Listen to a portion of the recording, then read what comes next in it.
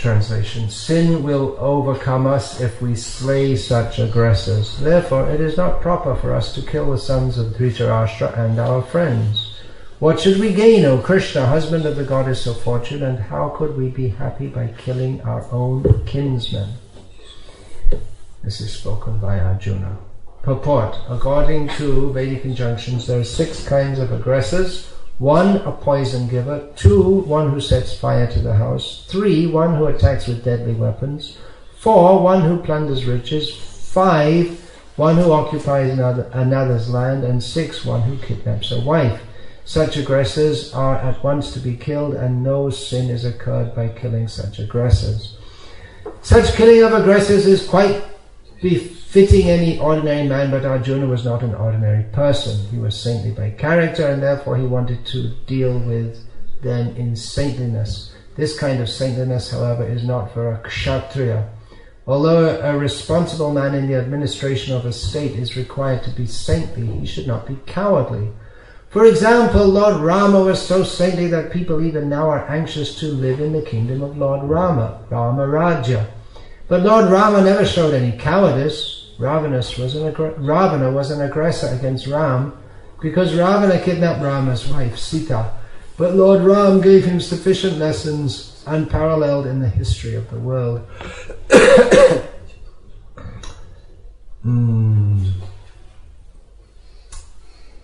In Arjuna's case, however, one should consider the special type of aggressors, namely his own grandfather, own teacher, friends, sons, grandsons, etc. Because of them, Arjuna thought that he should not take the severe steps necessary against ordinary aggressors. Besides that, saintly persons are advised to forgive.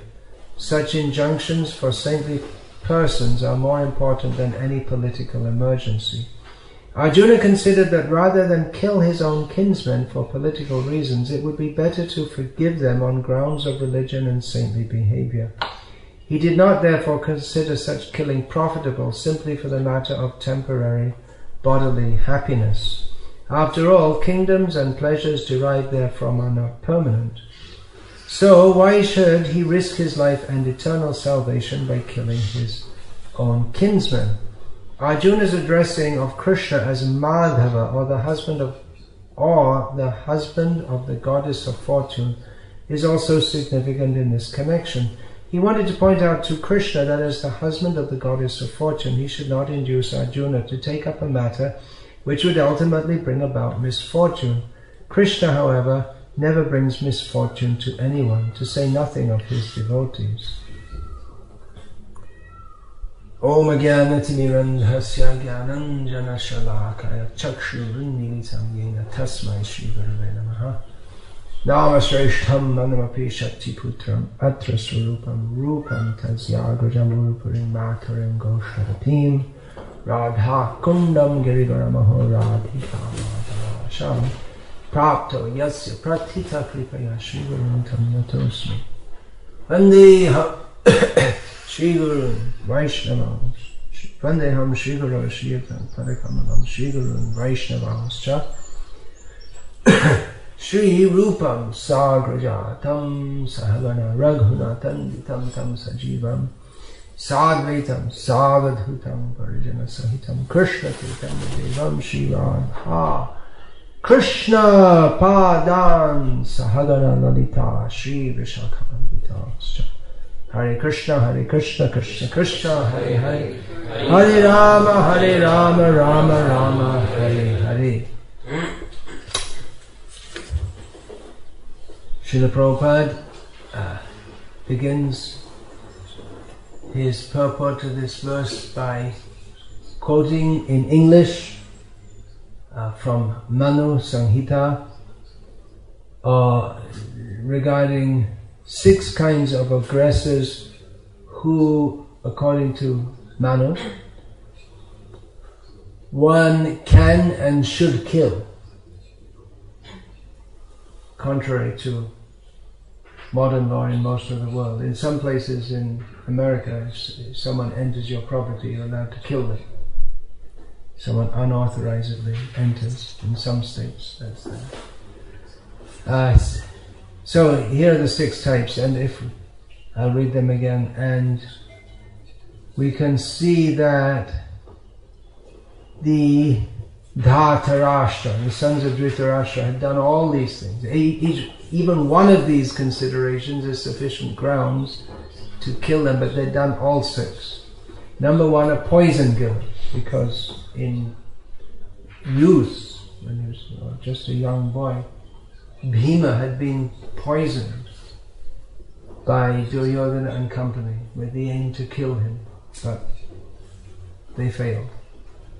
Then one who sets fire to the house. The whole scheme was set up to build a house made of flammable materials that, what's the name of it? Vartavan or something like that.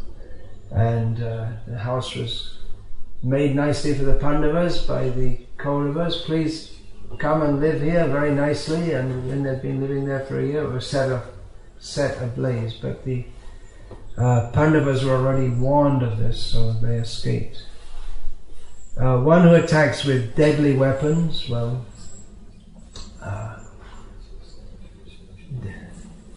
they were about to do that,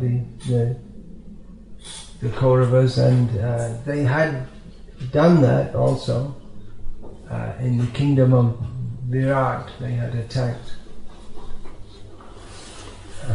So Arjuna had fought with them. The one who plunders riches, by deceptive means, Duryodhana had taken away the whole kingdom of Yudhishthira. One who occupies another's land, and that's the same thing.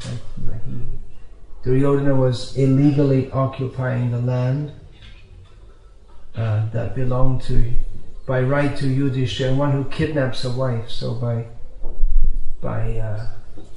foul means, actually there are no good means to do so, but by particularly foul means, Duryodhana had taken the wife of the Pandavas as their own property. So such persons are fit to be killed, and Arjuna is from the warrior, Kshatriya class, who are trained to kill, which is not very nice, but has to be done. Those who profess non-violence are living in a dream world. Interestingly, 3 of the most prominent people in recent times who have advocated non-violence and peace and love were all shot dead. Mahatma Gandhi, Martin Luther King, and John Lennon. All of them spoke of peace and love and non-violence, and each one of them was shot dead, which is not very pleasant, and we don't condone that, but it just goes to show that it's not a very practical philosophy. The idea of peace is all very well, but if you say peace, peace, peace, peace, and then someone comes and attacks you and wants to spoil everything that you have, you should defend it. It doesn't make any sense to not defend it.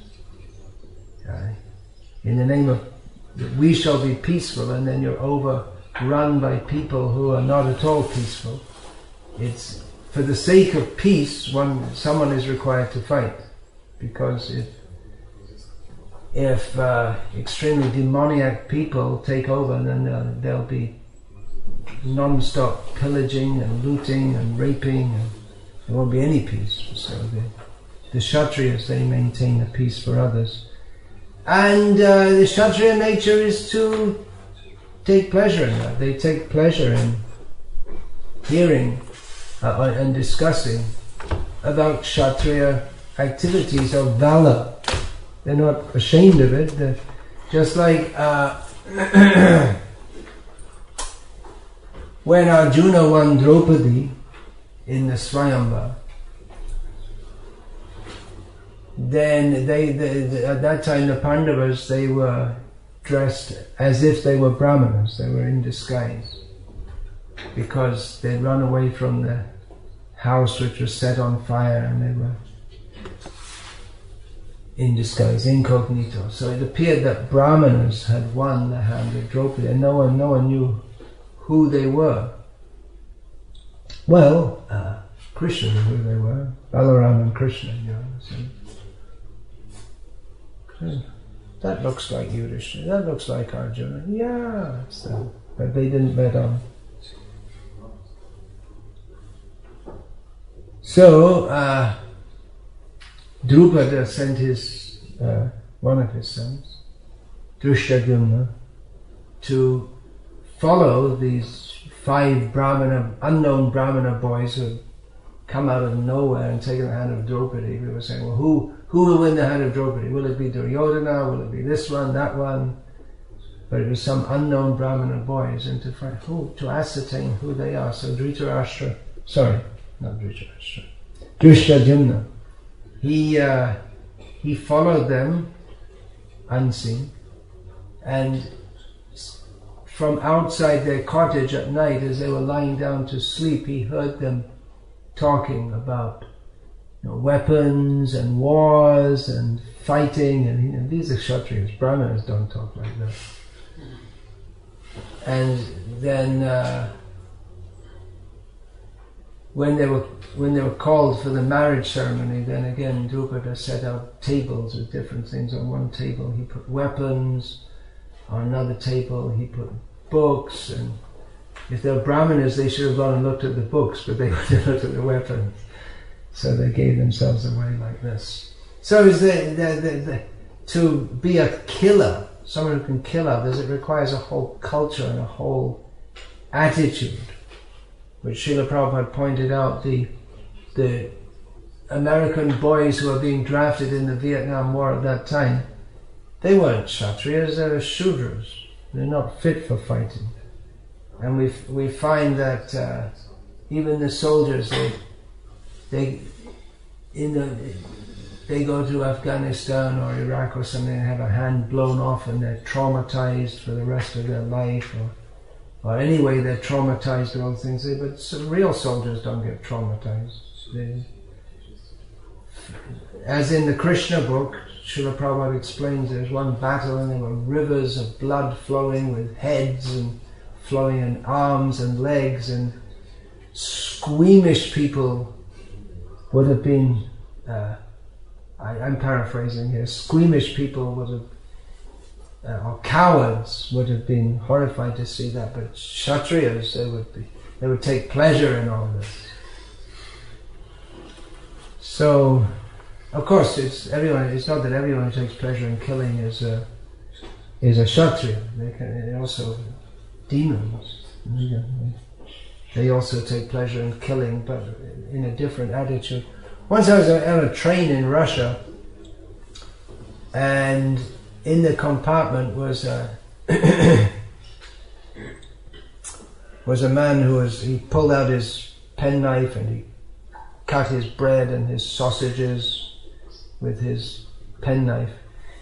And the devotee who was accompanying me, translator, told me that he was telling his friend that, you see, with this, he was a soldier who'd come back from Chechnya, and he said that, well, with this knife, you see, people who are like shot and squirming on the ground, I used to take out this knife, I've taken out so many people's eyes and cut out their ears, and he was taking pleasure in that. So real Kshatriyas don't do that kind of thing. You're just a demon, that's all.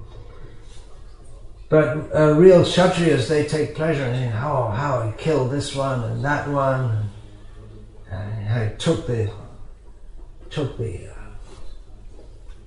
blow.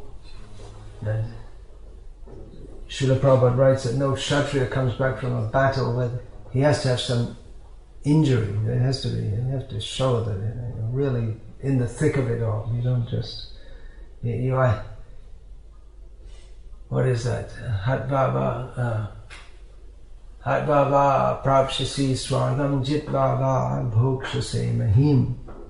You go into a battle and either you're going to win and enjoy the earth, or you're going to die and go to heaven. So that's the attitude. Real Kshatriya attitude in fighting. So Arjuna, his whole life he'd been talking about and training for and involved in, completely in the attitude of a Kshatriya. and glorified for that. They killed how many Nivartakavachas, these demons, 60,000 of Arjuna single-handedly killed them all. Killing this one, killing that one. He went to the forest with Krishna for hunting and killing. His whole life was, well, not his whole life, but that was his main duty. He was born to kill and was glorified for doing so, to uphold dharma. So it wasn't that Arjuna was a wimp or a squeamish coward. He was quite used to killing, but in this circumstance, even though there were all grounds to fight, he didn't want to, because, well, there were all grounds to fight, but there was the contradiction also that the people he was up against were his family members, even though they had acted in the most dastardly ways possible for years together without any sign of any repentance whatsoever. But in the other party there were also Bhishma especially was particularly extremely dear to all the Pandavas. Drona was their guru, and what guru means in Vedic culture is we have very little idea of in the modern age, where people choose gurus like a pair of shoes or something like this. Oh, I like this one. No, I like that one. And especially, I mean, they had the Pandavas. They had Dhaumya as their family priest, and he and many others during their exile in the forest taught them spiritual knowledge. But Drona was their Astra Guru, the one who taught them how to fight, which for a Kshatriya, that's his very identity. So, and especially Arjuna, and it was very dear to Drona, and vice versa. And there were Brahmanas, of course Drona himself being a Brahmana, his son Ashwatthama was there, Kripa was there, or Brahmanas, you're supposed to fight against Brahmanas. So, it was a dilemma for Arjuna, which Krishna solved by making him intelligent. That I was saying you should break all doubts by intelligence. So that is in Bhagavad-gita, Medhavi Chinna Samshaya, one who is intelligent, cuts all doubts. Now in this purport, it's very interesting how Srila Prabhupada presents one side, and then another side, and then another side. Srila Prabhupada writes, such aggressors are at once to be killed, and no sin is incurred by killing such aggressors. So it should be done. Such aggressors should be killed. So such killing of aggressors is quite befitting any ordinary man. But Arjuna was not an ordinary person. So first of all it's presented that such people as the Kauravas, who had committed all these crimes, they should be killed. Manu says they should be killed. But Prabhupada says Arjuna was not an ordinary person. This does not apply to him, because he's extraordinary.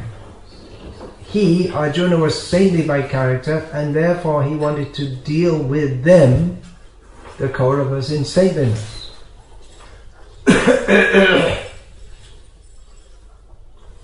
So there's different consideration for Arjuna. He's saintly. Arjuna he was thinking on a higher level than the ordinary person, who is quite justified in killing aggressors. Then again Prabhupada says, this kind of saintliness, however, is not for a Kshatriya. So, killing such persons is justified, but Arjuna was on a higher level. But, again, two buts, but, it's like a double minus becomes a plus. But this kind of saintliness is not for a Kshatriya. So it is saintly to want to forgive others and not want to kill them. But for a kshatriya, it's not saintly. For a kshatriya, it's saintly to kill for the sake of dharma. As Krishna will state later in Bhagavad-gita, Yada yada hi dharmasya grane bhavati bharata abhutanam adharmasya tadatmanam srijameham paritranaya sadhunam vinashayata jushkitam dharma sansthapanataya sambhavami yuge yuge. Krishna says, I come in every age. Whenever there is a decline in religion and an upsurge of irreligion, to deliver the saintly and to destroy, to kill the unsaintly, and in this way to establish dharma, I appear in every age. So Krishna comes to kill. And Arjuna, nimitta matra bhavasavya sachin. Krishna tells Arjuna that, yeah, I've come to kill all these people and you should be the instrument in this. So, well, that's another level, but killing is required for a kshatriya. It's not saintly for a kshatriya when he's faced with a particularly sinful person to excuse him. Mercy is a quality of a saintly person, but a kshatriya, he exhibits mercy in a way that is different from that of a brahmana. And even a brahmana, although he won't personally kill someone, generally speaking, but he will induce kshatriyas to do so, because it's just like just something came to my mind out of how many thousands of things have I read in newspapers. What do you get from reading newspapers every day? Well, some years ago at Los Angeles International Airport, there was in the Et Al line, the Israeli Airlines line, someone came up and started shooting indiscriminately and killing people. I was just in LA at the time, just arrived myself. And I wasn't in the airport at the time, but I just arrived the same day or something. And he went on shooting indiscriminately and killing Jews until an airport security guard shot him dead. Shot the shooter, shot him dead. So that is a case where no one would fault the security guard. Rather, he did his duty, and if he'd failed, if he'd had the opportunity to do so, but he didn't do, he might have been faulted for that. Of course, if he could have disarmed him, that would have maybe been better according to law, so that he could go for trial and all this. But if in the name of mercy, oh well, we don't want to kill him, and in the meantime he's going on killing so many other people, and that would be considered bizarre by any sane person. Where does your non-violence go in that case? What are you doing? You believe in non-violence and there's a person indiscriminately killing others and you have a gun and you're paid to maintain law and order or to keep the security, and you fail to restrain that person in the name of non-violence. It's bizarre. It's ridiculous. Violence is required of certain persons, and the policeman holding a gun or the security guard in the airport holding a gun, no one begrudges that, because it's known that that's required. They have a job to do, and that gun is there for it's to, first of all, as a deterrent, and then if it doesn't deter others, then for those it doesn't deter from vrita ahimsa, that is meaningless violence, one of the qualities of, or one of the symptoms of Kali Yuga. If someone does such a wild thing as to start indiscriminately shooting people, then that person should be himself shot.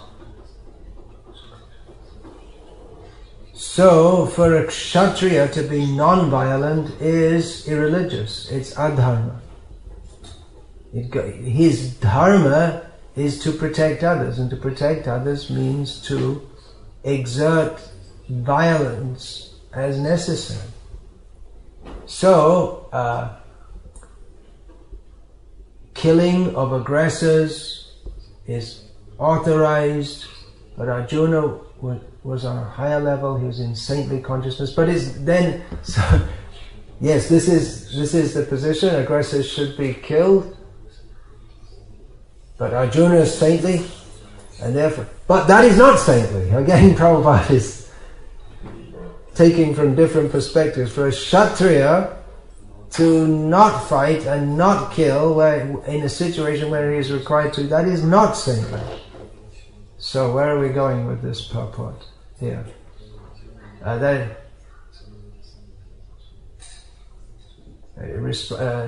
example is given of Lord Ram. Ram is praised for chastising Ravana. And then in Arjuna's case, however, one should consider the special type of aggressors, namely his own grandfather, own teacher, friends, sons, grandsons, etc. So what have we got here? We've got a special case. Arjuna, so again it said, because Arjuna was a Kshatriya, he should not claim saintliness to avoid the fight. But again, there's another consideration. It's all quite complex, isn't it?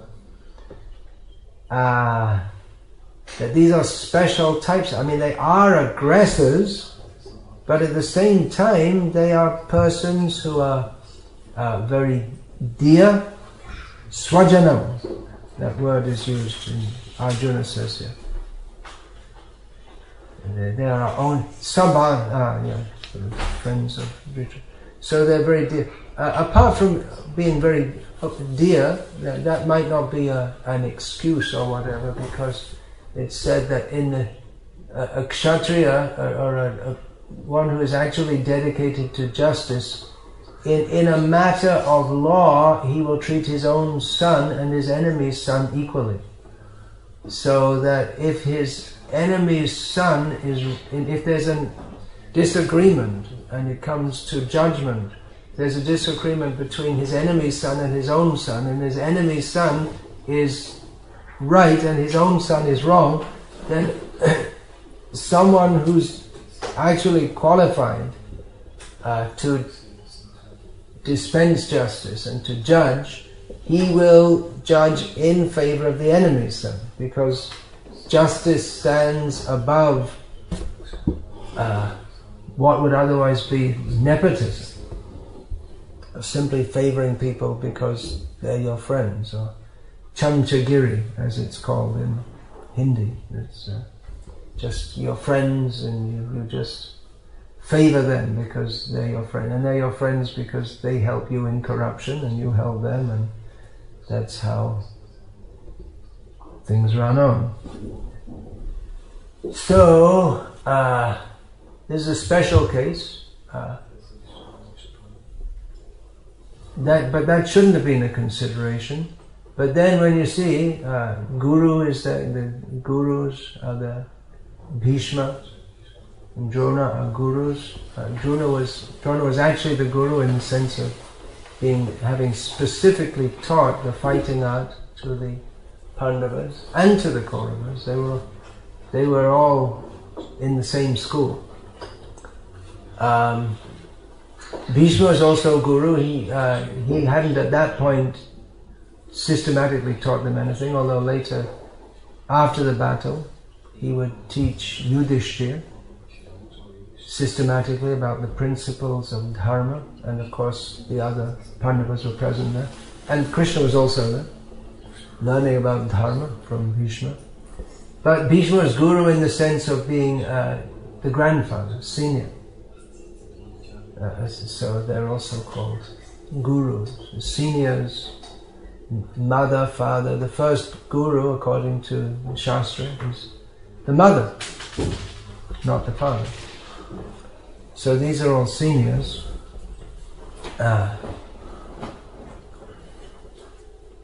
So there's special circumstances. There's some special circumstances.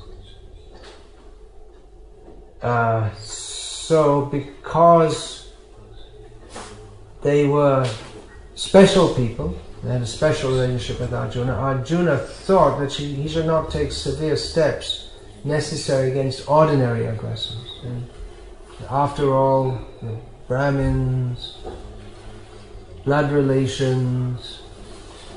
So there's some special consideration. Again, they should be killed, but Arjuna was saintly, so he didn't want to kill them. But then he's a Kshatriya, so he should kill them. But then again, there's special consideration because they are special people. So there's some. So this way and that way, it's like a court cases going on. And Arjuna, of course, he was aware of all these principles, and in his mind, these things must have been going back and forth. Yeah, that yes, they're aggressors, therefore they should be killed. But actually, we should have a higher consideration. But then Kshatriya should kill. But then these are special people. So like this the dilemma is the internal dilemma that is going on. And then he thinks, what are we doing this all for anyway? Anyway, it's just for winning the kingdom, and that's just some mundane thing. Why are we so concerned with that?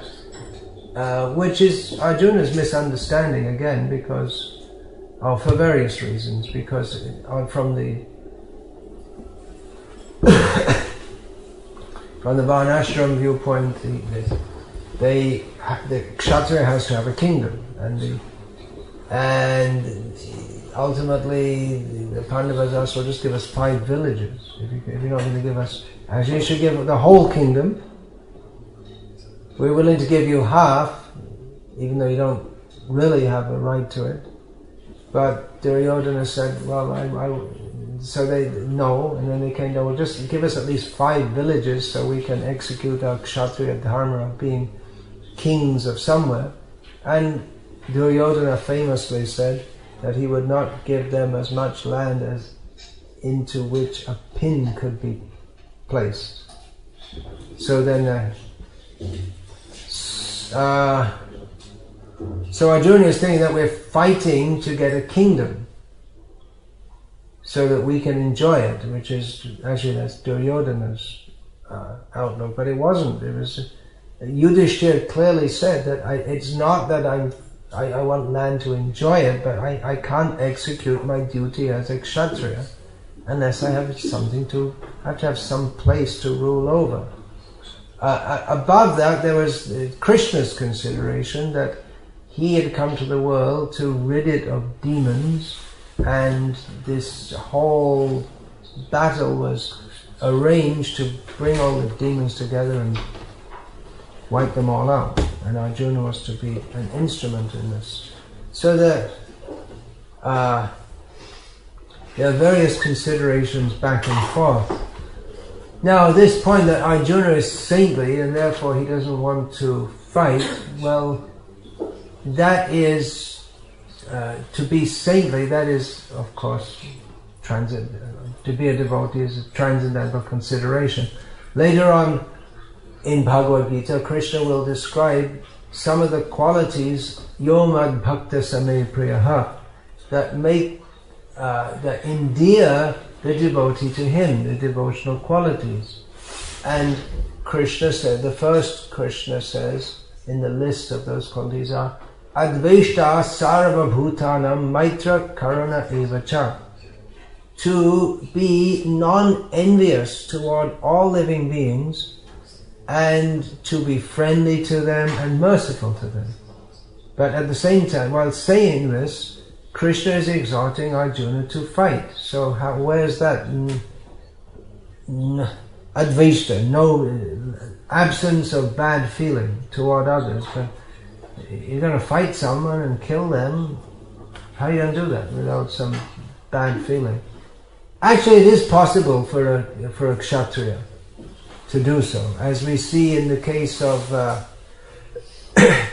Bhima, after he killed, I believe it was Vikarna, is one of the Dhritarashtra, one of the sons of Dhritarashtra. Now, Vikarna, because in that whole assembly where the atrocity, the Asat Sabha, the gambling match, among all the atrocities, the worst of all and the one which brought all misfortune to Duryodhana and company was the insulting of Draupadi.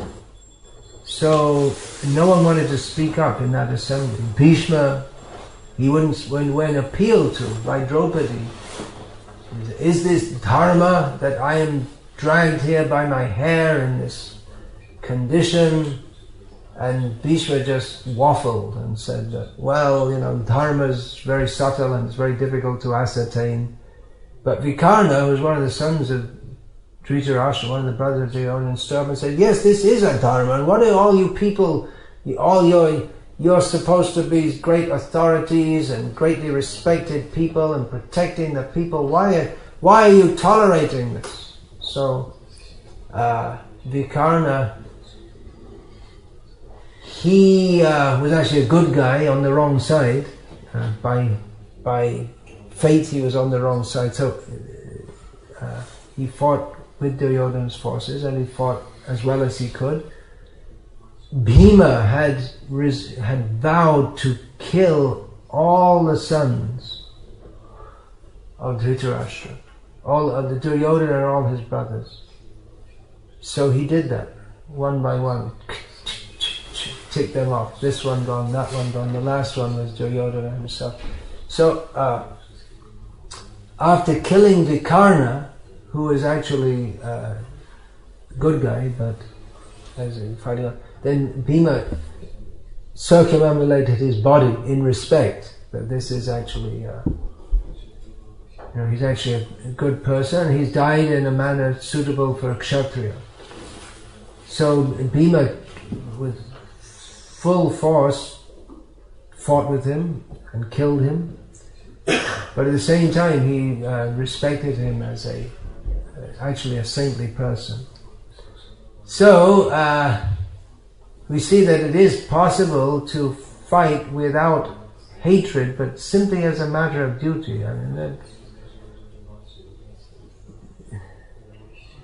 that requires a much internal detachment. These martial arts, that's based on, or that's inculcated, that you learn how to fight and you can kill others, but you don't fight unless it's necessary. So it's not just you become a hooligan or something like this. The qualities of self-control even are imparted. That even though you can do it, you can kill others, but you don't. You reserve that ability until it's necessary. So, this what's going on here? To be saintly, to not be saintly, an understanding of what is saintliness is required. There is the ultimate transcendental platform where one is completely aloof from the world. And examples of that are Vamshidas Babaji Maharaj, Gaurkishore Das Babaji Maharaj. But even they observed some principles of the world. I mean, mostly they didn't go naked, is one. And another thing is, they had no association with women, which for renunciants is ha hanta hanta vishabhakshanato pyasadhu. Chaitanya Mahaprabhu said that for a renunciant to associate with women is worse than drinking poison. So they observed that, and not much else. I mean, even in terms of Vaishnava principles, neither of them had a japa mala. Bhakti-das didn't chant rounds systematically. They were they were absorbed in Krishna, which is the perfection of life. But they were not acting as teachers to the world, except by their most exalted example. But they weren't teaching others how to come to that platform. They were showing what the actual platform was. But for preaching Krishna consciousness, we cannot be like Gaur Kishore. Anyway, we can't be like Gaur Kishore. But if we try to imitate that, like, someone has a steel plate, someone has a plastic plate, and Gaur Kishore eats out of a human skull. So that's not a regular part of the Bhakti program. You want to join the Bhakti program? Okay, bring your own skull. Go dig one up. So they are purely on the platform of devotion, the Bhagavata platform. But almost all devotees, and especially those who are to teach others, they observe some principles of the world, which can conflict with those of pure devotion. Principles of the world in Vedic society, that means varnashram. But ultimately Vaishnavism is beyond varnashram, but still devotees in general, unless they are avadhut, like Gaur Kishore or Bhakti-das Babaji, they follow standard principles, and many of the principles in varnashram are the same as in Krishna consciousness. Just like rising early, every member of Vedic culture does that. Whether they are karmi, jnani, yogi or bhakta, everyone should rise early, bathe and engage in prescribed duties, which early in the morning especially, directly spiritual activities are there. So everyone should respect the cow, everyone should respect the brahmanas and the gurus and elders. So Vaishnavas, they follow all these things also, as long as they do not conflict with rules of bhakti. So Arjuna thought that this fighting would conflict with the ultimate goal of life, but Krishna said, no, you got it wrong, because I want this fight for you in all respects, even considering yourself materially as a kshatriya, or considering yourself as my servant, Arjuna, you should fight. So this worldly duties and ultimate duties, we can see that Arjuna was confused as to which to follow, how to follow, what does it mean to be a devotee living in this world, and that confusion can be there for any devotees, especially in the extremely confused situation in the world today. What should we do? What to do in various given situations can be confusing. Just like, within our movement, there's an ongoing, not really a debate, but a disagreement between different devotees, or different members of our movement, as to the role of women within the movement. And the official line is that, everyone's a devotee, so everyone should serve Krishna in all respects, which is the highest principle, that everyone should have all opportunities to serve Krishna in all ways. So that transcends any bodily consideration, and we're not the body. But then there are bodily considerations also, just like we see that Krishna expected Arjuna to fight in the battle. He didn't expect Mother Yashoda to come and fight in the battle, although in the modern age, the poor women, they get sent to the battle also, or for that matter, he didn't send in Brahmins to fight in the battle. Brahmanas must have been there also for performing rituals and pujas and all that kind of. And Brahmins, they must have been there, but they weren't fighting. Shudras, there must have been so many Shudras there also. Brahmanas there for cooks and Shudras for all kinds of things. For looking after the horses and carrying water. There must have been a whole operation. For every soldier there are probably at least 5 or 6 non-fighting members of each contingent. But it was they all had to do their duty, but Krishna called Arjuna to fight. So there are different considerations in terms of the body, the mentality, specific duties, specific things that some people can do and others can't. Arjuna could fight. Mother Yashoda wasn't fit for fighting. Even though she was very dear to Krishna, she had another duty to do.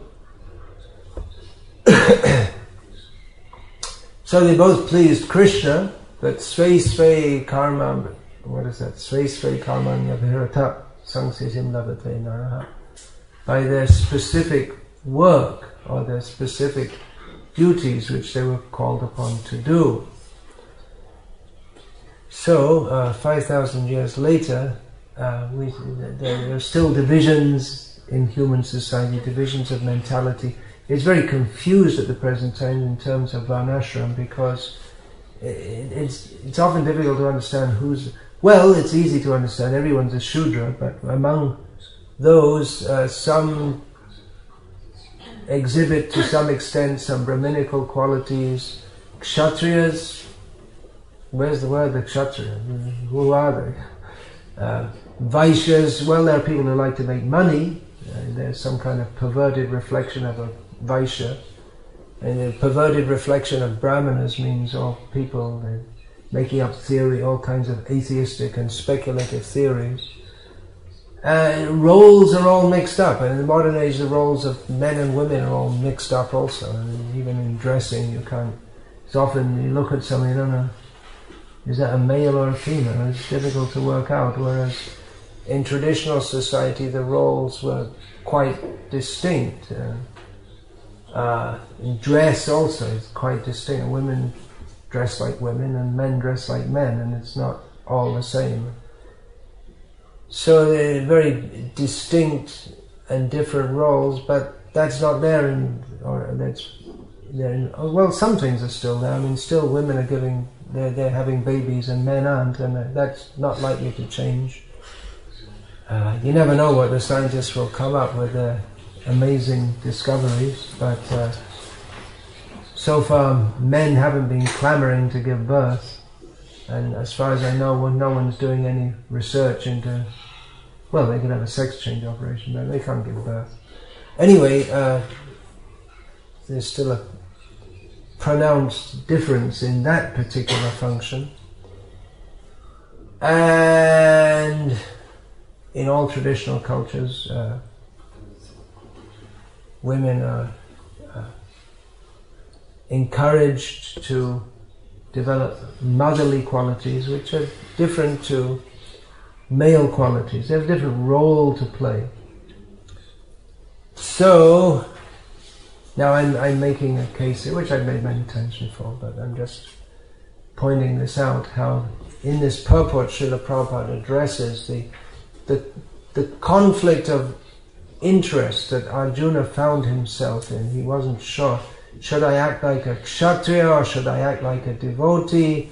And he didn't seem to realize, and later on Krishna clarified that yes, you act as a devotee by doing what you're supposed to do for me, instead of trying to do something which you think you should do, which you think that would be saintly to do, something that you think would be better, but you are expert in doing this, you are trained for this, you are meant for this, and I want you to do this, therefore you should do it. So there was actually no grounds for confusion, but because Arjuna had an idealized and imperfect understanding of what it meant to be a devotee, therefore Krishna explained to him how he should act in this situation. So these varnashram duties and devotional duties, they can be in conflict. That can be there. Just like in varnashram, one may be expected to worship demigods, but then a devotee is not supposed to worship demigods. Although in some cases Krishna may direct a devotee to approach demigods, as he did in the case of Arjuna. But the general injunction is Mame Kam Sharanam Raja, to take shelter only of Krishna, which is possible to do, even if one does approach various demigods, if he does so on Krishna's order. So, overall the situation is somewhat complex. But the general idea that, well, we should just act on the transcendental platform without any consideration of worldly circumstances or differences, well, that's not accepted by Krishna, nor is it very practical. So there's a few points. Of course, this, having brought up some complex topics, it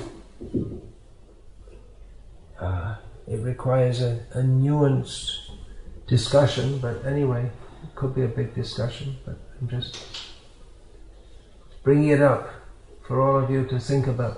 You're supposed to think about what we read in Shastra, not just read like parrots. So you should think about these topics, try and understand them, and what are the nuances. But it's not just a matter of trying to understand and philosophically consider, but we have to act also.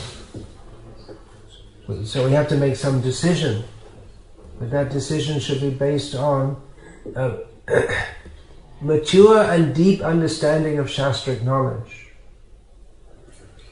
and how to apply that in the world. The whole point of Bhagavad-gita, for all the philosophy, it's all meant to be applied. It's not armchair philosophy. So all these points should be discussed and understood if the members of the Krishna conscious movement are to do what Srila Prabhupada wanted them to do in respect of actually being brahmanas who are fit to guide the whole human society. It means they have to be extremely qualified in understanding Shastra and its application. So, my understanding is that just to say that everyone should do everything because we're all spiritual is inappropriate and not very realistic. So, Hare Krishna. We'll finish there. Now, unless, there may be many questions, but we'll take one or two. If anyone has any questions, comments, or protests, speak now or forever hold thy peace. Maharaj, can I ask a question that's not related to what you spoke about? Let's see first if there are any questions related to what I did speak about. Okay? Yeah, please. I'm sorry about the chairperson of this knee problem, so I feel bad that you're sitting. It's alright. You're forgiven. We won't curse you this time. We tend It to won't think, cost you any time. thank you. You can sit on, you're now for the rest of your life absolved from all excuses for sitting on a chair. Blanket absolution. Okay. We tend to think of Kali Yuga as a time when all the qualities in general are mixed up.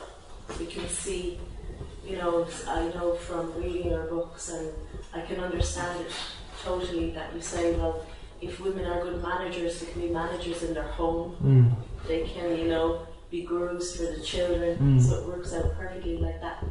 But I was wondering about, that story where Draupadi, when Bhishma is dying on the bed of arrows, she comes and she says to him, now your reaction for that time when you didn't act to.